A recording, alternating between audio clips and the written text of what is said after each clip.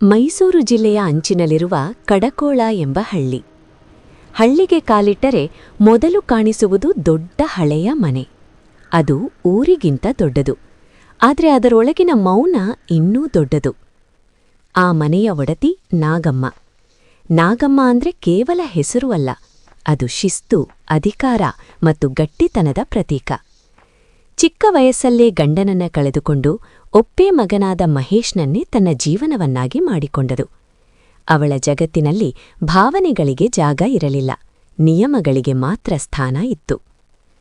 ಮಹೇಶ್ ಕೆಲಸಕ್ಕಾಗಿ ಊರ ಹೊರಗಿದ್ದಾಗ ಅವನಿಗೆ ಪರಿಚಯವಾದಳು ಅನು. ಅನು ಹೆಚ್ಚು ಮಾತಾಡುವ ಹುಡುಗಿಯಲ್ಲ, ಆದರೆ ಅವಳ ಮೌನದಲ್ಲಿ ಶಾಂತಿ ಇತ್ತು, ಕಣ್ಣಲ್ಲಿ ಭಯ ಇರಲಿಲ್ಲ. ಮದುವೆಯ ವಿಷಯ ಬಂದಾಗ ನಾಗಮ್ಮ ಒಂದೇ ಮಾತು ಹೇಳಿದಳು, ಈ ಮನೆಗೆ ಬರುವವಳು ನನ್ನ ನಿಯಮದಲ್ಲಿ ಬದುಕಬೇಕು. ಮಹೇಶ್ ತಲೆಬಾಗಿದ, ಅನು ಕೂಡ. ಮದುವೆಯ ದಿನ ಅನು ಆ ಮನೆಗೆ ಕಾಲಿಟ್ಟಳು. ಅಂಗಳ ದೊಡ್ಡದು, ಗೋಡೆಗಳು ಹಳೆಯವು, ಮನೆಯೊಳಗೆ ಗಂಭೀರ ಮೌನ. ಮೊದಲ ದಿನವೇ ನಾಗಮ್ಮ ಹೇಳಿದಳು, ಇಲ್ಲಿ ನೀನು ಅತಿಥಿಯಲ್ಲ, ಕೆಲಸ ಮಾಡೋವಳು. ಅನು ಶಾಂತವಾಗಿ ಉತ್ತರಿಸಿದಳು, ಸರಿಯಮ್ಮ. ಆ ಉತ್ತರವೇ ನಾಗಮ್ಮನಿಗೆ ಅಸಹನೆ ತಂದಿತ್ತು. ದಿನಗಳು ಸಾಗಿದವು. ಪ್ರತಿದಿನ ಅನುಗೆ ಹೊಸ ಪರೀಕ್ಷೆ. ಬೆಳಗ್ಗೆ 4ಕ್ಕೆ ಎದ್ದು ಅಡುಗೆ, ಮನೆ ತೊಳೆಯೋದು, ಹಸುವಿಗೆ ಮೇವು, ಅಂಗಳ ಸ್ವಚ್ಛ. ಒಂದು ತಪ್ಪಾದರೂ ಗದರಿಕೆ. ಉಪ್ಪು ಜಾಸ್ತಿ, ಅಡುಗೆ ಮನೆ ಅಶುದ್ಧ, ಓದಿದ್ರೂ ಏನೂ ಉಪಯೋಗ ಇಲ್ಲ, ಹಳ್ಳಿಯವರ ಮುಂದೆ ತಗ್ಗಿಸುವ ಮಾತುಗಳು. ಮಹೇಶ್ ನೋಡ್ತಿದ್ದ, ಆದ್ರೆ ಮಾತಾಡಲಿಲ್ಲ. ತಾಯಿಯ ಮುಂದೆ ಅವನ ಧೈರ್ಯ ಕರಗುತ್ತಿತ್ತು. ಅನು ಅತ್ತಳು, ಆದರೆ ಯಾರ ಮುಂದೆ ಅಲ್ಲ. ನಾಗಮ್ಮಗೆ ಶುಗರ್, ಬಿಪಿ. ರಾತ್ರಿ ಕಾಲು ನೋವು ಹೆಚ್ಚಾಗುತ್ತಿತ್ತು. ಒಂದು ರಾತ್ರಿ ಮಧ್ಯರಾತ್ರಿ ನಾಗಮ್ಮ ನೋವಿನಿಂದ ಎಚ್ಚರಗೊಂಡಳು.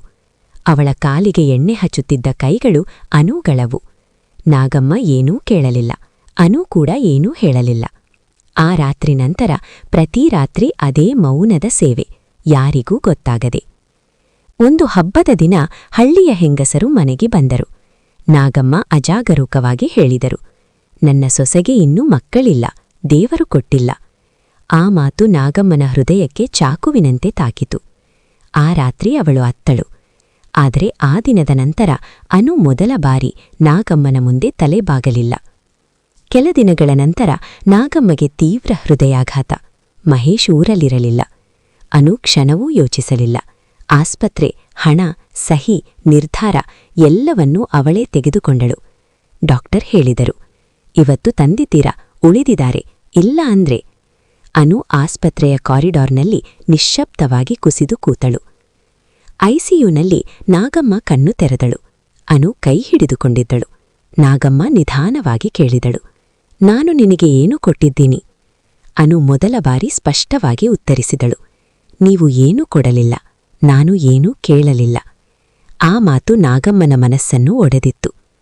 ಆ ರಾತ್ರಿ ನಾಗಮ್ಮ ಅತ್ತಳು, ನನ್ನ ಅತ್ತೆ ನನ್ನ ಬದುಕನ್ನು ಸುಟ್ಟಳು, ಅದೇ ಬೆಂಕಿಯನ್ನು ನಾನು ನಿನ್ನ ಮೇಲೆ ಸುರಿಸಿದ್ದೆ. ಅನು ಮೌನವಾಗಿ ಕೇಳಿಸಿಕೊಂಡಳು. ಯಾವ ಪ್ರತಿಕ್ರಿಯೆಯಿಲ್ಲ, ಯಾವ ಆರೋಪವಿಲ್ಲ. ಮನೆಗೆ ಬಂದ ಮೇಲೆ ನಾಗಮ್ಮ ಬದಲಾಗಿದ್ದಳು. ಮಾತು ಮೃದುವಾಯಿತು, ದೃಷ್ಟಿ ಬದಲಾಗಿದೆ. ಹಳ್ಳಿಯವರ ಮುಂದೆ ಅವಳು ಹೇಳಿದಳು, ನನ್ನ ಸೊಸೆ ನನ್ನ ಸೇವೆ ಮಾಡಲಿಲ್ಲ, ನನ್ನ ಬದುಕುಳಿಸಿದಳು. ಮಹೇಶ್ ಕಣ್ಣೀರಿಟ್ಟ. ಒಂದು ದಿನ ಹಳ್ಳಿಯ ಮಹಿಳೆ ಕೇಳಿದಳು, ನಾಗಮ್ಮ, ಇಷ್ಟು ಕಠಿಣವಾಗಿದ್ದ ನೀವು ಹೀಗೆ ಹೇಗೆ ಬದಲಾಗಿದ್ರಿ? ನಾಗಮ್ಮ ಉತ್ತರಿಸಿದಳು, ಅವಳು ನನ್ನ ವಿರುದ್ಧ ಹೋರಾಡಲಿಲ್ಲ, ನನ್ನ ಮುಂದೆ ಕುಸಿಯಲಿಲ್ಲ, ನನ್ನನ್ನು ಮೌನವಾಗಿ ಗೆದ್ದಳು. ಅನು ಕಣ್ಣೀರನ್ನು ಮರೆಸಿಕೊಂಡಳು. ಅತ್ತೆ ಸೊಸೆ ಸಂಬಂಧ ರಕ್ತದಿಂದ ಕಟ್ಟೋದಲ್ಲ, ತಾಳ್ಮೆಯಿಂದ ಗೆಲ್ಲೋ ಯುದ್ಧ. ಅನು ಅದನ್ನು ಮೌನವಾಗಿ ಗೆದ್ದಳು.